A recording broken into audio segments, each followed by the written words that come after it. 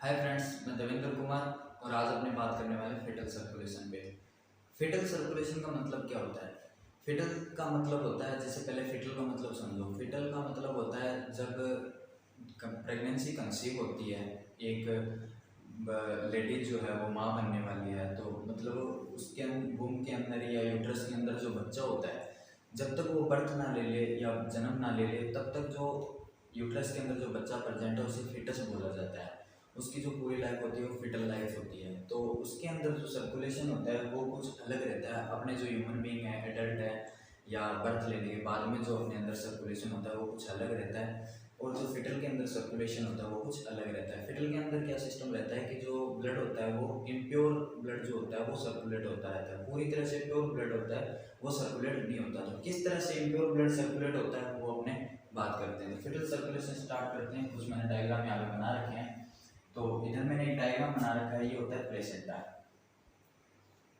Uterus के अंदर बच्चा प्रेजेंट है, बच्चा मतलब वहाँ पे जो है उसका फिटल लाइफ जो है उसकी चल रही है, तो उसके अंदर वो बच्चा प्रेजेंट है। तो जो बेबी होता है ना, फिटस जो होता है, फिटस बेबी नहीं बोल सकते उसे, फिटस जो होता है वो फिटस अपने जो यूट्रस के अंदर जो होता है ना, लेडीज का यूट्रस जो होता है या फीमेल का जो यूट्रस होता है उसके अंदर प्लेसेंटा के थ्रू जुड़ा होता है। प्लेसेंटा होती है, प्लेसेंटा के बाद में अम्बिलाइकल कोड होता है, और अम्बिलाइकल कोड जो होती है वो फिटस को है वो यूट्रस से जुड़े रहती है। और जो प्लेसेंटा जो होती है, प्लेसेंटा का आपका काम के बारे में तो आपको पता ही होगा। प्लेसेंटा का काम क्या होता है? प्लेसेंटा का काम होता है न्यूट्रिएंट है वो बेबी को प्रोवाइड करवाना, नहीं सॉरी, जो फिटस है उसको प्रोवाइड करवाना। और फिटस से जो एक्सक्रीशन जो निकल रही है या एक्सक्रीटरी जो सिस्टम से जो भी वेस्ट है वो निकल रहा है, तो वो प्लेसेंटा के थ्रू है, जो मदर के बाद में जो मदर में चला जाएगा, फिर मदर के थ्रू है वो एलिमिनेट कर दिया जाएगा। तो इस तरह का सिस्टम है वो प्लेसेंटा और अम्बिलाइकल कोड और जो फिटस है उसके अंदर चलता रहता है। तो अपने बात करते हैं, तो इसके अंदर ये मैंने एक डायग्राम बना रखा है, ये होता है प्लेसेंटा। प्लेसेंटा के बारे में आप समझिए।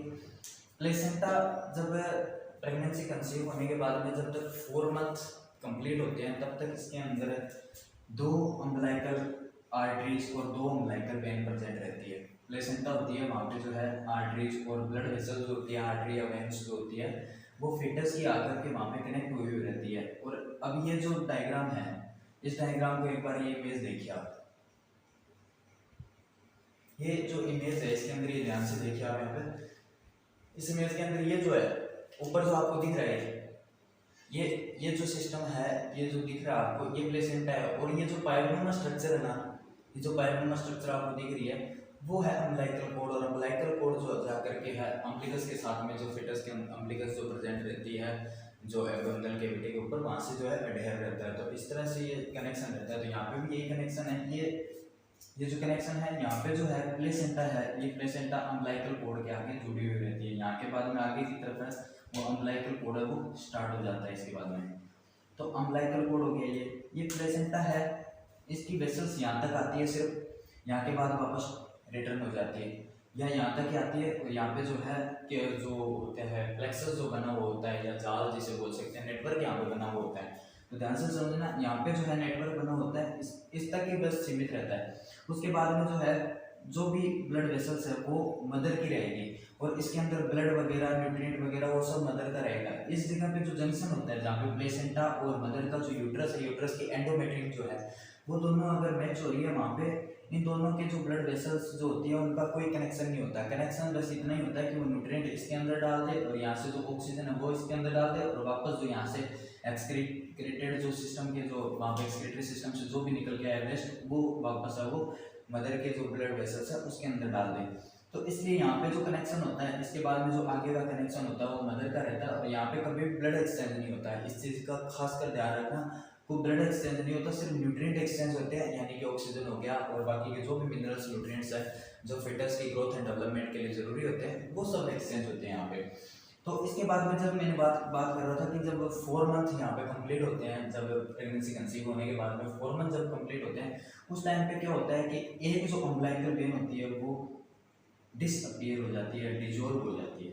इसके बाद में सिर्फ एक अम्बिलाइकल वेन बचती है और 2 अम्बिलाइकल आर्टरीज बचती है। अब ये एक अम्बिलाइकल वेन जो होती है, ये तो जो अब वो जो एक अम्बलाइकल वेन जो बची है, 2 अम्बलाइकल आर्टरीज बच जाती है 4 मंथ कंप्लीट होने के बाद में, 4 महीने कंप्लीट होने के बाद में, एक जो अम्बलाइकल वेन होती है वो डिसअपियर या डिसॉल्व हो जाती है और सिर्फ एक अम्बलाइकल वेन है वो यहाँ पे बचती है, जो प्लेसेंटा और ये अम्बलाइकल कोड के थ्रू जुड़ी हुई होती है। तो यहाँ पे जो ये एक अम्बलाइकल वेन है वो यहाँ से निकलती है और लीवर से गुजरती हुई, लीवर के पास से गुजरती हुई लेफ्ट हिपेटिक ब्रांच जो होती है, लेफ्ट कॉमन हिपेटिक जो ब्रांच होती है, ये कॉमन हिपेटिक वेन है। ये कॉमन हिपेटिक वेन जैसे कॉमन हिपेटिक आर्टरी होती है वैसे कॉमन हिपेटिक वेन है, जो लीवर, हिपेटिक वर्ड है वो लीवर से जुड़ा हुआ है, लीवर के पीछे ब्लैडर है उससे जुड़ा होता है, गोल ब्लैडर जैसे बोलते हैं। तो ये कॉमन जो हिपेटिक डक्ट है, जो वेन है, इसके अंदर आकर के लेफ्ट जो ब्रांच होती है कॉमन हिपेटिक वेन की, लेफ्ट ब्रांच जो होती है हिपेटिक, लेफ्ट हिपेटिक वेन जिसे बोल सकते हैं, उसके अंदर आकर के यहाँ पे जो है अटैच हो जाती है और इसके साथ में ज्वाइन हो जाती है। ये जो लेफ्ट जो बच्ची है पीछे, जो अम्बलाइकल वेन एक सिंगल बच्ची है, वो आकर के यहाँ पे अटैच हो जाती है और इसके साथ में जुड़ जाती है। तो यहाँ पे जो अब ये जो ज्वाइनिंग बनी है, ये जो दोनों वेन है, एक अम्बलाइकल वेन होगी, यहाँ पे मैं लिख देता हूँ, ये क्या है, अम्बलाइकल वेन, अम्बलाइकल वेन, और ये जो है वो है लेफ्ट हिपेटिक वेन। ध्यान से समझना, लेफ्ट हिपेटिक वेन। अब जो यहाँ पे जो ज्वाइनिंग हुई है दोनों वेन की, एक लेफ्ट हिपेटिक वेन और एक अम्बलाइकल वेन, अब इन दोनों की वजह से जो यहाँ पे जंक्शन जो क्रिएट हुआ है उसे क्या बोलते हैं, डक्टस विनोसम।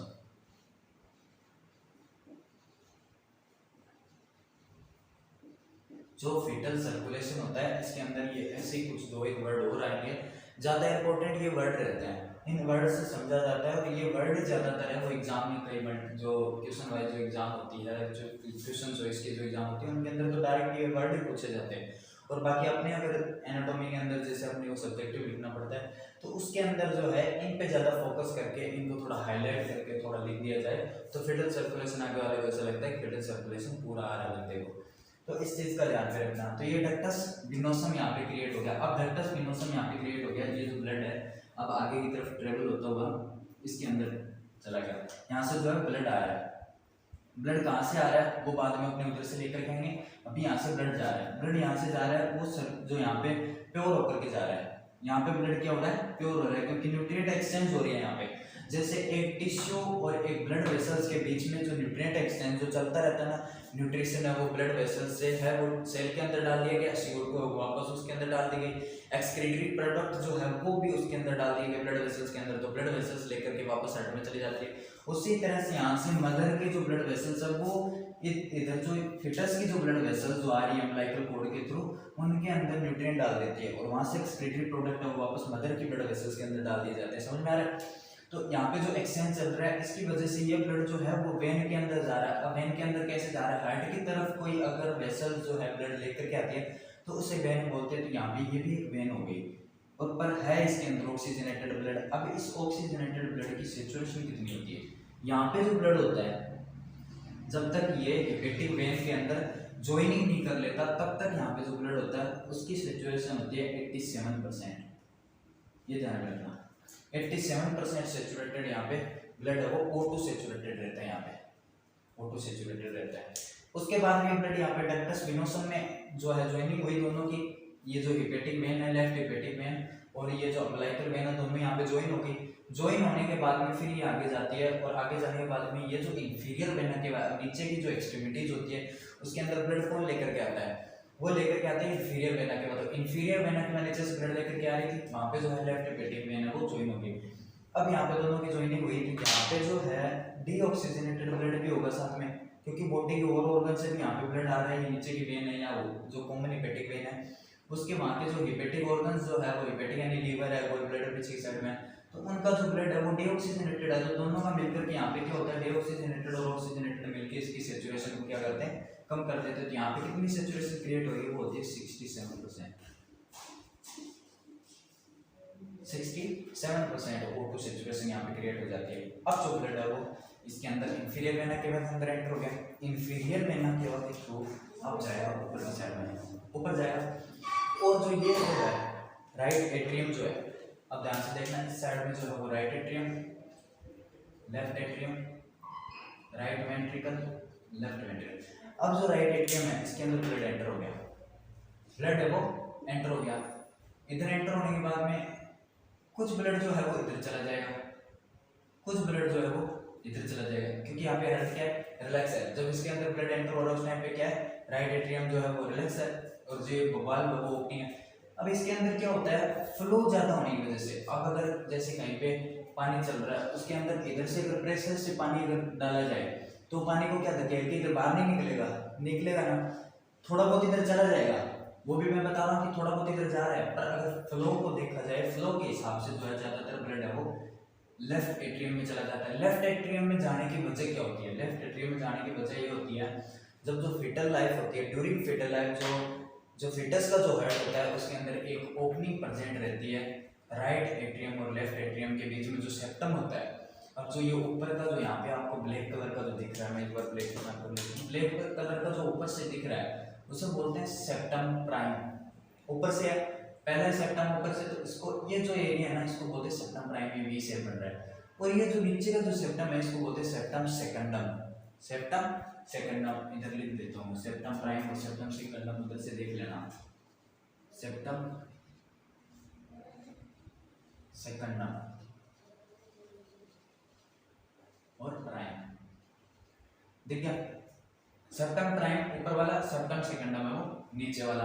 तो सेप्टम प्राइम और सेप्टम सेकंडम यहाँ पे क्या होता है, एक ओपनिंग क्रिएट रहती है जो fetus during fetal life, fetus के अंदर जो है हार्ट का जो ये जो दोनों एट्रियम होते हैं इनके बीच में सेप्टम में एक ओपनिंग बनी हुई होती है। उस ओपनिंग की वजह से यहाँ पे जो ब्लड आया वो फ्लो ज्यादा होने की वजह से, अगर फ्लो को देखा जाए तो उस हिसाब से उसके ज्यादा होने की वजह से जो ब्लड है वो एट्रियम में ना रुक करके लेफ्ट एट्रियम में चला गया, राइट एट्रियम में ना रुक के लेफ्ट एट्रियम में चला गया। और थोड़ा बहुत जो है मतलब जो पानी, अगर जैसे पानी को मैंने एग्जांपल दिया था उस हिसाब से अगर ब्लड इस तरफ से चल रहा है, नॉर्मल सर्कुलेशन है वो भी इसमें साथ साथ में चलता रहता है, तो वहां से ऊपर से जो सुपीरियर वेना के बाद ब्लड लेकर के आ रही है वो भी तो साथ में इधर आ रहा है, तो उसके फ्लो की वजह से थोड़ा बहुत इधर आ गया राइट वेंट्रिकल के अंदर। अब जो है वो ब्लड को लेफ्ट एट्रियम के अंदर एंटर हो गया, लेफ्ट एट्रियम में एंटर होने के बाद में आगे का सर्कुलेशन वो बाद में पढ़ेंगे, तो इधर जो एक बार एंटर हो रहा है उसको पढ़ लेते हैं एक बार। यहाँ पे जो ऑक्सीजन सैचुरेशन है वो कम हो गई, अब इधर इंफीरियर वेना केवा का जो ब्लड है वो भी तो आ रहा है, वो आ रहा है, तो दोनों का मिलकर के यहाँ पे जो ऑक्सीजन सैचुरेशन होती है वो एकदम कम हो जाती है, इसकी बजाय भी यहाँ पे भी और कम हो जाती है, क्योंकि जो नीचे का डीऑक्सीजनेटेड ब्लड है वो भी यहाँ पे साथ में मिक्स हो रहा है। तो अब राइट एट्रियम के अंदर ब्लड आया, कुछ उधर चला गया फ्लो की वजह से, कुछ बचा कुचा इधर आ गया राइट वेंट्रिकल के अंदर। अब राइट वेंट्रिकल के अंदर जो ब्लड है वो जो है राइट वेंट्रिकल के अंदर जो है, जब वेंट्रिकल जो है पंप करेंगे, हार्ट का जो साइकिल है वो चलेगा, तो उसके दौरान जो पल्मोनरी आर्टरी के अंदर यहाँ पे एंटर होगा। पल्मोनरी आर्टरी का आपको पता होगा, पहले के प्रीवियस वीडियो में आपने पढ़ा होगा, जो पल्मोनरी आर्टरी जो होती है वो राइट वेंट्रिकल से जो ब्लड पंप होने के बाद में लंग्स की तरफ लेकर के जाती है। पल्मोनरी ट्रंक भी इसे बोल सकते हैं या पल्मोनरी आर्टरी भी इसे बोला जा सकता है। पल्मोनरी ट्रंक आगे जाकर के दो ब्रांचेज में डिवाइड होती है, left and right branches. Right branch जो है वो राइट लंग्स की तरफ चली जाती है और लेफ्ट ब्रांच है वो लेफ्ट लंग्स की तरफ चली जाती है।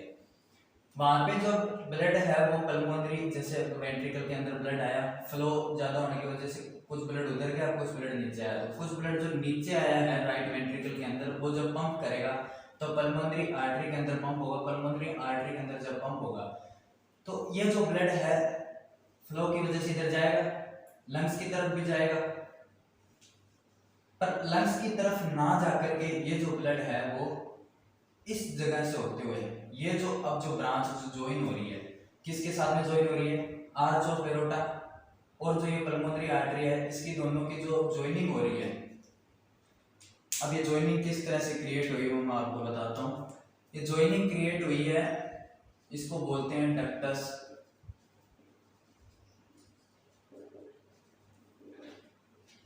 Ductus arteriosus.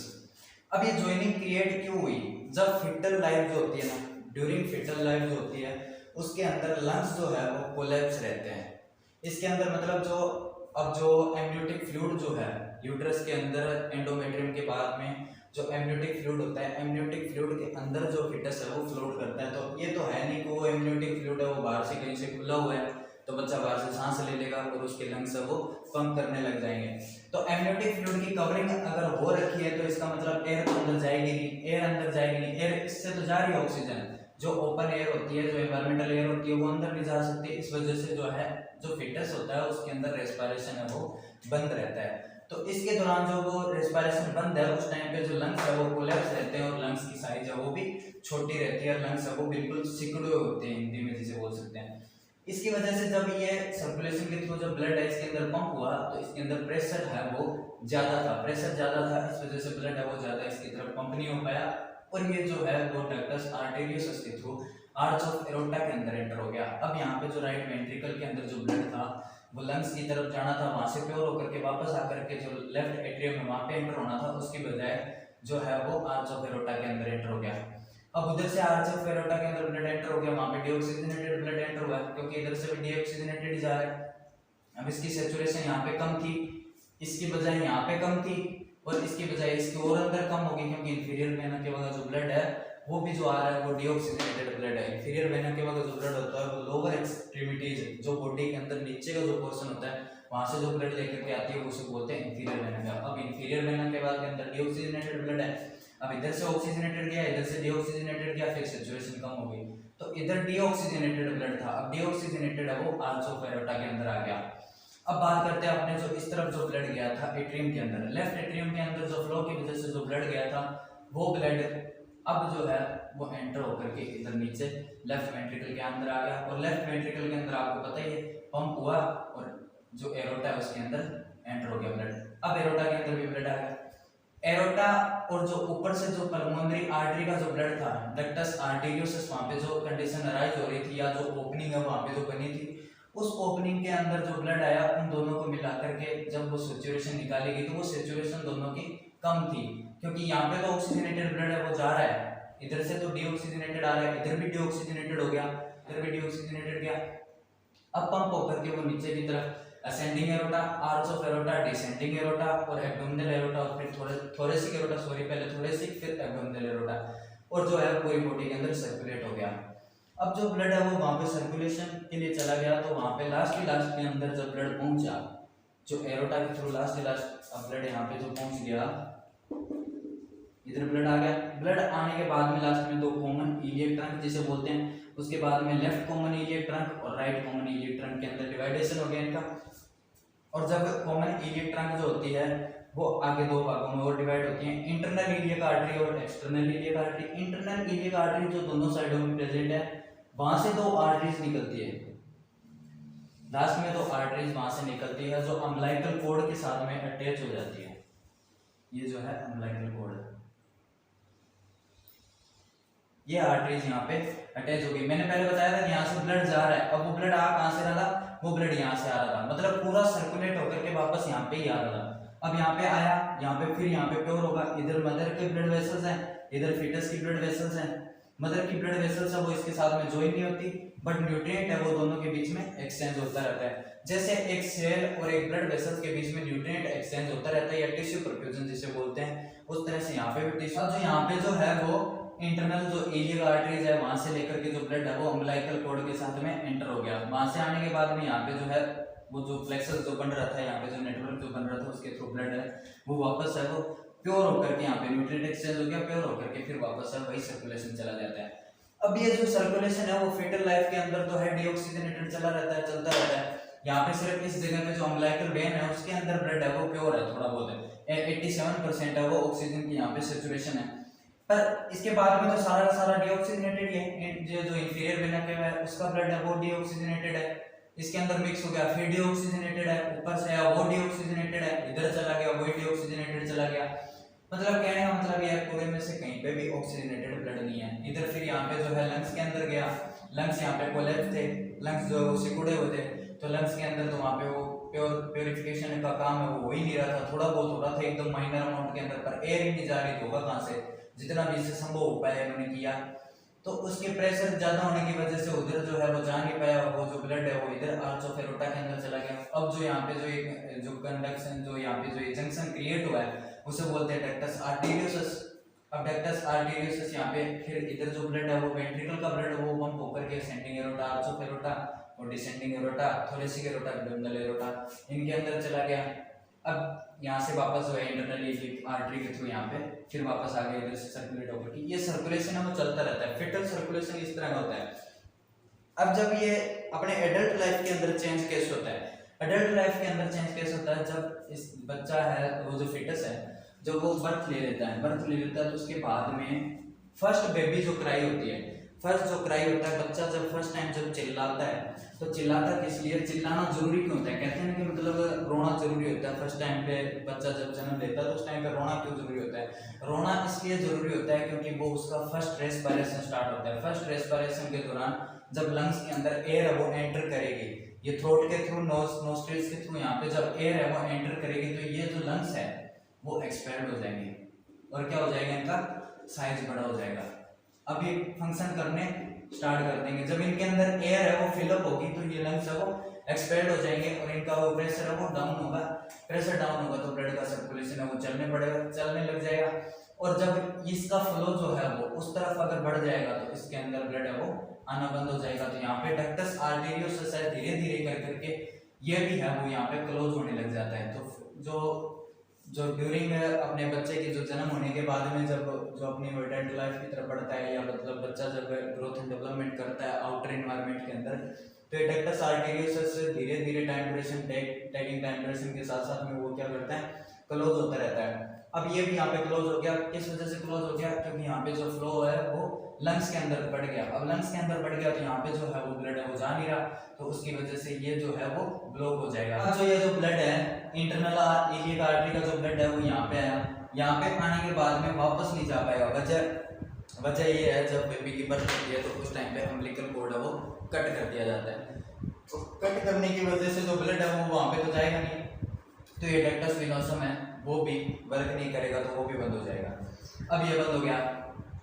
अब जो रही बात है ये जो सेप्टम है उसकी, सेप्टम अब ये बंद कैसे होगा, अब ये बंद ऐसे होगा जब इधर का प्रेशर वो कम हो जाएगा, इंफीरियर वेना केवा का ओनली प्रेशर रहेगा। जब इंफीरियर वेना केवा का जो ब्लड है वो हो ही जाएगा ओनली, क्योंकि यहाँ पे जो डक्टस वेनोसम है वो क्लोज हो चुका है तो यहाँ पे जो है वो फ्लो है वो इसकी तरफ नहीं हो पाएगा, इसकी तरफ नहीं हो पाएगा। एक चीज तो ये कंडीशन यहाँ पे अराइज हो रही है, पहली कंडीशन ये होगी इसका जो फ्लो है वो कम हो गया। दूसरी कंडीशन यहाँ पे अराइज हो रही है जब लंग्स को उन्होंने वर्क करना यहाँ पे स्टार्ट कर दिया तो जो पल्मोनरी आर्टरी है उनके थ्रू जब ब्लड गया डीऑक्सीजनेटेड तो वापस जो पल्मोनरी वेन्स जो है वो ब्लड ला करके लेफ्ट एट्रियम में डालेगी और उसके अंदर प्रेशर है वो ज्यादा होने की वजह से वॉल्यूम है वो ब्लड का यहाँ पे ज्यादा होगा, तो वॉल्यूम ज्यादा होने की वजह से यहाँ पे प्रेशर भी ज्यादा होगा। प्रेशर ज्यादा होगा तो वो जो है वो फ्लो जो होगा वो एट्रियम से वेंट्रिकल की तरफ होगा। लेफ्ट एट्रियम के अंदर 4 ब्रांचेस जो है वो पल्मोनरी वेन्स के आकर के यहाँ पे एंटर होती है। पल्मोनरी वेन जो है वो ऑक्सीजनेटेड ब्लड लेकर के आती है, ये चीज का ध्यान रखना। तो जो वेन जो है वो यहाँ पे आकर ब्लड डाली, ब्लड डालने की वजह से यहाँ पे जो है प्रेशर अराइज हुआ, प्रेशर अराइज ज्यादा होने की वजह से ये जो ब्लड है वो वेंट्रिकल्स के अंदर चला गया और जो सेप्टम सेकेंडम है यहाँ पे जो पहले बताया मैंने सेप्टम सेकेंडम है वो इसकी तरफ से प्रेशर बढ़ने की वजह से यहाँ पे क्लोज हो जाएगा। अब जो है वो सर्कुलेशन पूरा का पूरा एडल्ट लाइफ का सर्कुलेशन है वो चेंज हो जाता है। इस तरह से एडल्ट लाइफ का सर्कुलेशन है वो चेंज होता है और जो फिटस के अंदर है वो डीऑक्सीजनेटेड मैंने बताया वो उस तरह से चलता रहता है। तो चैनल को सब्सक्राइब कर लेना, वीडियो को लाइक कर देना, कमेंट सेक्शन में जरूर बताना आपको आगे किस टॉपिक पे पढ़ना है और ये टॉपिक आपको कैसे लगा। Thank you, bye bye, take care.